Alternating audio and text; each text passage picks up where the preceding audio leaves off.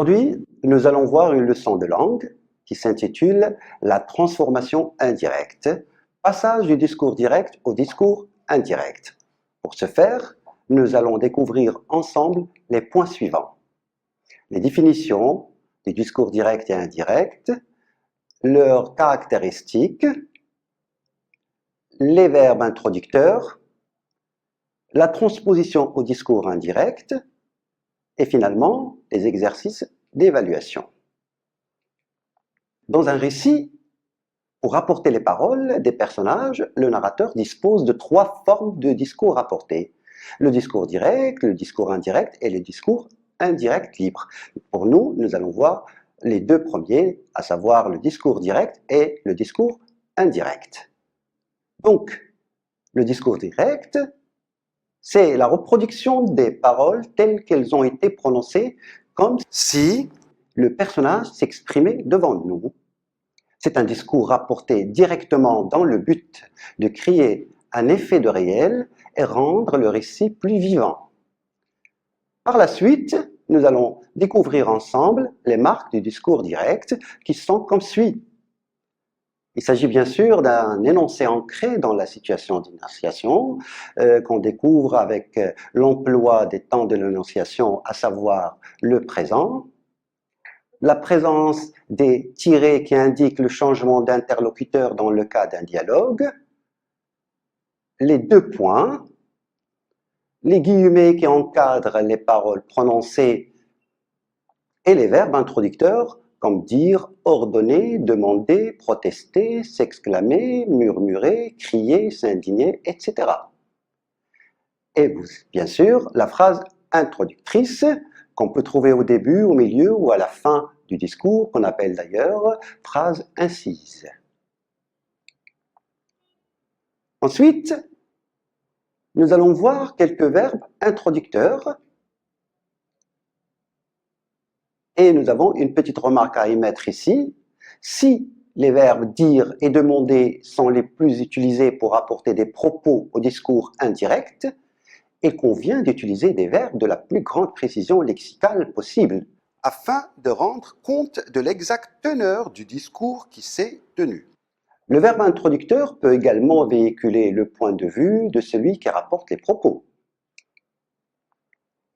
Donc là, je vais vous proposer une liste indicative des verbes qui peuvent être utilisés dans le discours indirect et aussi une façon d'enrichir votre vocabulaire.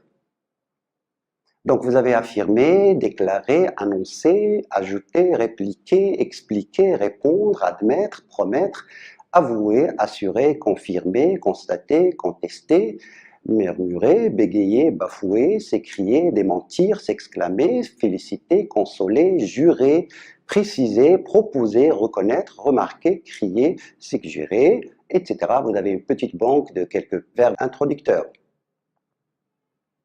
Voilà, pour illustrer ce que nous venons de dire, nous allons voir quelques exemples. Sidi Mohammed affirma « Je ne veux pas aller en enfer aujourd'hui ». Donc, dans cette phrase, vous avez une phrase introductrice, Sidi Mohammed affirma. Vous avez un verbe introducteur, affirma. Et vous avez une phrase principale, je ne veux pas aller en enfer aujourd'hui. Passons maintenant au discours indirect. Il s'agit bien des paroles des personnages qui sont rapportées et modifiées afin de les intégrer grammaticalement dans le récit. Les paroles se trouvent alors dans des propositions subordonnées ou interrogatives indirectes. Nous allons voir maintenant les marques du discours indirect. Le discours indirect est un énoncé coupé de la situation d'énonciation. On remarque l'absence de ponctuation propre au style direct, c'est-à-dire la disparition des 2 points, des guillemets, du point d'exclamation ou d'interrogation, mais on note la présence d'un verbe de parole avec subordination, comme dans l'exemple qui suit, il a dit que. Maintenant, vous avez devant vous quelques exemples. Sidi Mohammed affirma qu'il ne voulait pas aller en enfer ce jour-là. Comme vous avez remarqué, il y a la disparition des 2 points, les 2 guillemets, et vous avez un verbe introducteur affirma, et vous avez le que. Dans cette phrase-là, vous avez la phrase principale, Sidi Mohamed affirma. Vous avez une phrase subordonnée complétive, il ne voulait pas aller en enfer ce jour-là. Et finalement, vous avez la conjonction de subordination que. Maintenant, on va voir les changements des personnes dans le discours direct et le discours indirect. Donc, il s'agit bien de la première personne, soit du singulier, soit du pluriel, qui changera à la troisième personne. Voilà. Donc, vous avez le je, le me, le moi, le ma, le mais, mon, qui se transpose au discours indirect en il, ce, lui, ça, c'est, son, nous, notre, nos, il, elle, leur au pluriel. Un petit exemple pour illustrer, il dit tu, qui sera transposé au discours indirect, il dit qu'il ou elle. Il dit vous. Notons ici que le vous, ça peut être le vous du respect, comme ça peut être le vous du pluriel. Donc, nous avons il dit qu'il au singulier ou au pluriel, ou elle au singulier, au pluriel également. Le il et le il au pluriel, le elle et le elle au pluriel ne changent pas. Maintenant, passons au changement des temps verbaux dans le discours, du discours direct vers le discours indirect. Mais notons bien, si le verbe introducteur est au présent ou au futur, il n'y a aucun changement de temps dans l'énoncé cité. Exemple, dans le discours direct, Sidi Mohamed affirme, comme vous voyez ici, le verbe introducteur, il est au présent. Je ne veux pas aller en enfer. Nous obtiendrons au discours indirect, Sidi Mohamed affirme qu'il ne veut pas aller en enfer. Comme vous avez bien remarqué, il n'y a pas de changement de temps verbaux ici. Le présent est resté présent parce que le verbe introducteur est au présent. Maintenant, nous allons voir quand le verbe introducteur est au passé, passé composé, imparfait, plus que parfait, passé simple, le temps du verbe de la subordonnée change selon une concordance de temps bien déterminée que nous allons voir là. Donc le présent devient imparfait. On va illustrer par un petit exemple. Au discours direct, la présence du verbe aller V au présent. Il m'a dit « je vais bien ». Notez bien qu'il y a un verbe introducteur au passé. Nous allons obtenir là le présent qui devient imparfait. Il a dit qu'il allait bien. Autre changement, du passé composé vers le plus que parfait. Exemple, elles ont annoncé « nous sommes arrivés à temps ». Nous sommes arrivés, c'est le passé composé. Et là, on voit très bien qu'il est passé au plus que parfait. Elles ont annoncé qu'elles étaient arrivées à temps. Le futur simple, au discours direct, passe au conditionnel présent, au discours indirect. Exemple, ce sera une bonne solution.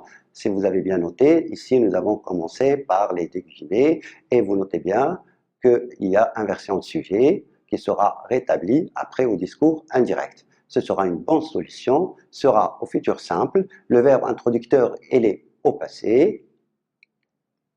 La réponse et la transposition est la suivante.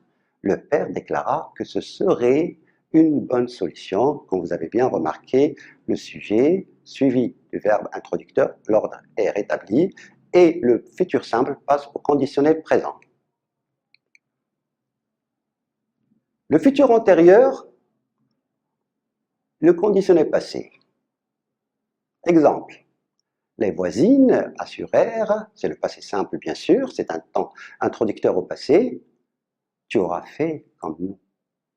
Donc, vous avez ici un futur antérieur, c'est un temps composé, qui sera transposé au discours indirect dans un autre temps composé, celui du conditionnel passé. Les voisines assurèrent qu'elle aurait fait comme elle, et comme vous avez bien remarqué, le tu, on ne sait pas, est-ce qu'il s'agit d'un masculin ou de féminin, donc on a opté pour les deux choix, il et elle.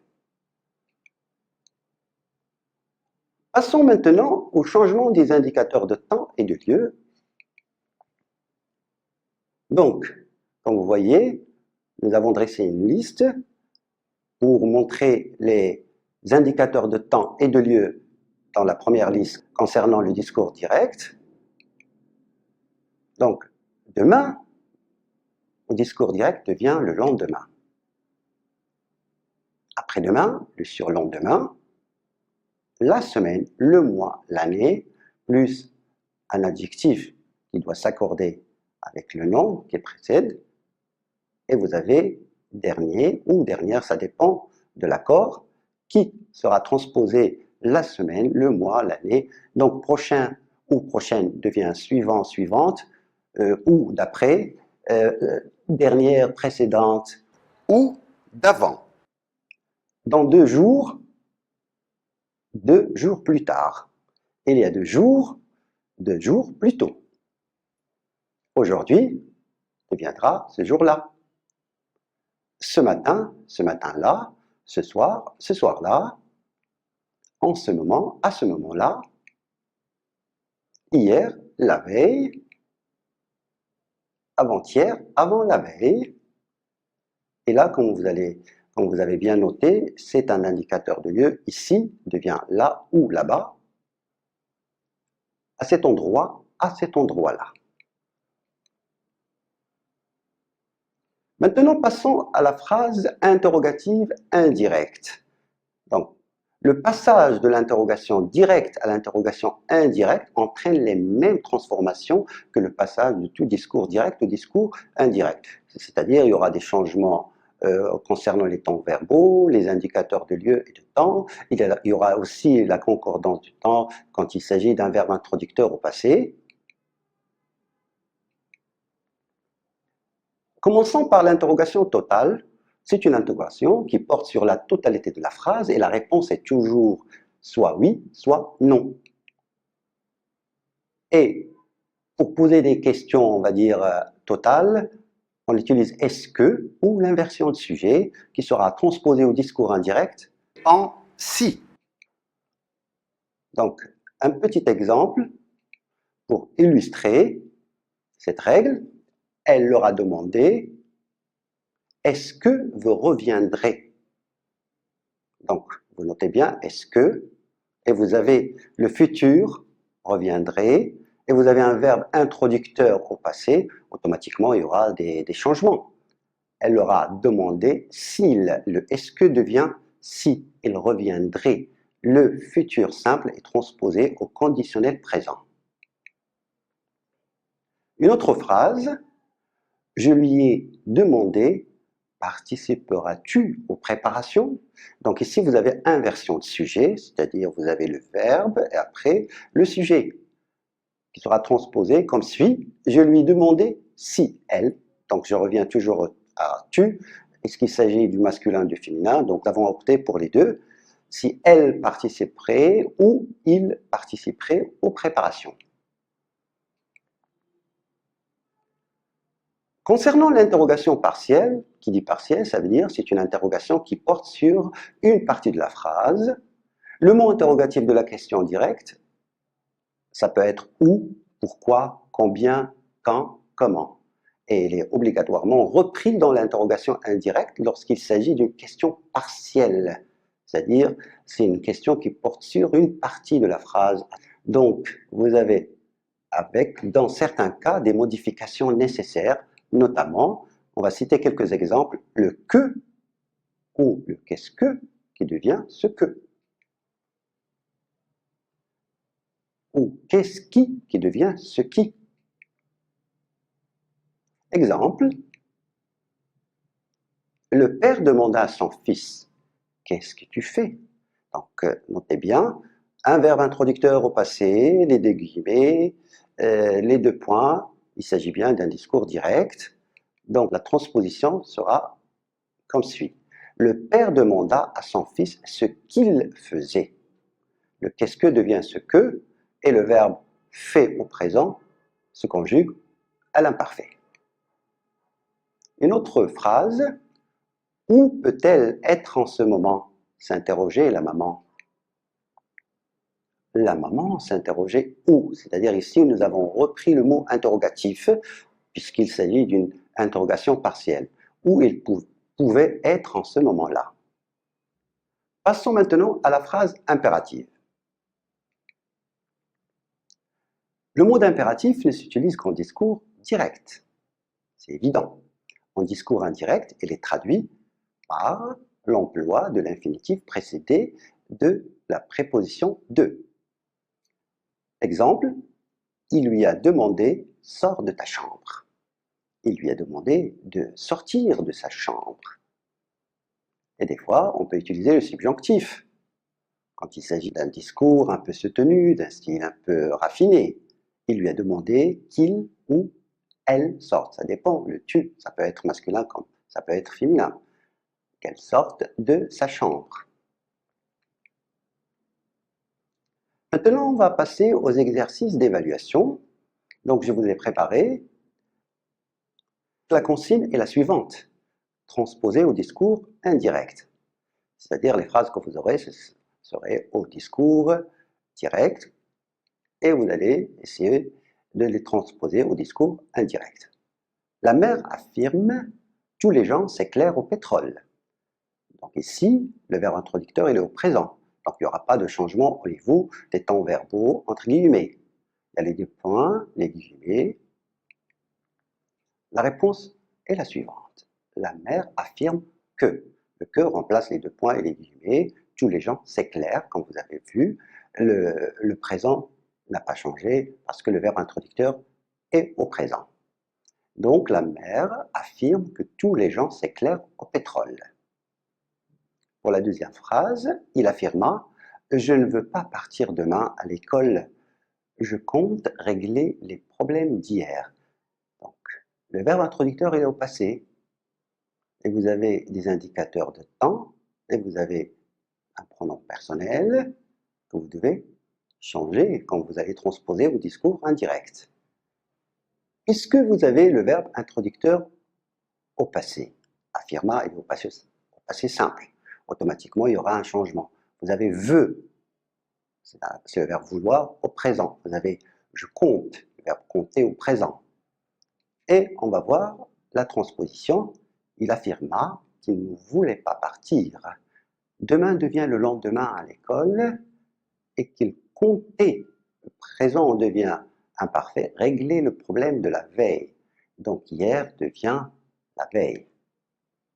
Voilà les autres phrases. Aurons-nous des vacances ce mois-ci? Demandèrent les élèves. Alors, nous avons commencé par les propos entre guillemets et vous remarquez toujours qu'il y a inversion de sujet qui sera rétablie dans la transposition au discours indirect. Donc demandèrent les élèves au frais. Les élèves demandèrent au frais s'ils auraient des vacances ce mois-là. Donc dans la première phrase, dans le discours direct, vous avez auront au futur, qui deviendra aurait au conditionnel présent. Vous avez ce mois-là transposé, ce mois-ci. La mère ordonne à son fils, va fermer la porte. Comme vous voyez, il s'agit d'une phrase impérative. Le verbe aller à l'impératif va. La mère ordonne à son fils d'aller, la présence de la préposition de plus l'infinitif du verbe va qui est aller, fermer la porte. La mère ordonne à son fils d'aller fermer la porte. Ici, la consigne, c'est transposer ces phrases au style direct. Il s'agit bien de phrases au style indirect qu'on devait transposer au style direct. Mohamed a demandé à sa petite voisine pourquoi elle pleurait. Donc, on va comprendre qu'il s'agit d'une interrogation. Vu la présence du mot interrogatif « pourquoi », on va voir ce qui va se passer dans la phrase suivante. Mohamed a demandé à sa petite voisine Donc le verbe introducteur, il est au passé, a demandé. On garde le mot interrogatif pourquoi. Elle devient tu, pleurer, pleurer, on a gardé l'imparfait, comme on peut utiliser aussi le présent. Pourquoi tu pleures? Phrase suivante. Aïcha a demandé si la Qessaria était ouverte jusqu'à 19 heures. Donc déjà le si, ça veut dire que c'est une question. On va voir ce qui va se passer dans cette phrase-là. Aïcha a demandé est-ce que la Qessaria est ouverte jusqu'à 19 heures. Et comme vous savez, donc les changements qu'on opère du style direct ou du style indirect quand il s'agit d'un verbe introducteur au passé, ce sont les mêmes changements qu'on doit observer quand il s'agit d'une interrogation indirecte. Le père a annoncé que le mois suivant, il voyagerait. Donc, verbe introducteur au passé, changement automatique des temps et des indicateurs temporels. Je vois, et aussi des pronoms personnels. Il devient je voyagerai. Vous avez voyagerai a été au conditionnel qui sera transposé au futur simple. Le mois suivant deviendra le mois prochain, a annoncé le père. Il y a une petite inversion de sujet ici. Donc, pour varier un petit peu les phrases et les diversifier, je voyagerai le mois prochain, a annoncé le père. Le père expliqua à sa femme qu'il allait mal depuis la veille et qu'il fallait sans doute se reposer. Elle demanda s'il serait prête pour l'accompagner le lendemain. Voilà, c'est une phrase plus ou moins longue, et donc il y a plusieurs verbes à transposer et à changer. Le père expliqua à sa femme je vais mal depuis hier. Aller, l'imparfait devient le présent. Donc la veille devient hier. Il faut sans doute me reposer. Le pronom réfléchi, se reposer devient me reposer. Seras-tu prête pour m'accompagner demain? Donc là, nous avons un discours direct avec les deux points et les guillemets. Le frère me demanda si je pouvais revenir le lendemain là-bas. Donc le si, c'est toujours une réponse à une interrogation totale qui peut être introduite par est-ce que ou inversion de sujet. Là, on a varié, on a opté pour l'inversion de sujet. Peux-tu revenir demain ici? Me demanda le frère. Vous avez inversion de sujet, et vous avez demain, et vous avez ici, qui était à la base le lendemain, et là-bas. Donc, on va voir ces transpositions dans un texte, pas que des énoncés, mais dans un texte. Vous avez ce texte-là, sur le pas de ma porte, j'ai trouvé le vieux Salamano, je l'ai fait entrer et il m'a appris que son chien avait disparu, car il n'était plus à la fourrière. Les employés lui avaient dit que peut-être il était écrasé. Il avait demandé s'il n'était pas possible de le savoir dans les commissariats. Extrait de L'étranger d'Albert Camus. Donc, je vous laisse un moment de réflexion et après, vous allez essayer de trouver la transposition exacte. Donc moi, je préfère que vous gardez le corrigé après avoir vous-même effectué l'exercice. Mais je vous donne le corrigé.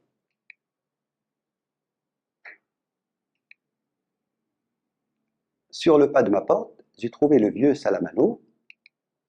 Je l'ai fait entrer et il m'a dit « Mon chien est perdu car il n'est pas à la fourrière. » Les employés lui avaient dit « Peut-être elle a été écrasée. » Il avait demandé « Est-ce que c'est possible de le savoir dans les commissariats ?» Voilà, chers élèves, on vient à la fin de cette séance. Bon courage et à la prochaine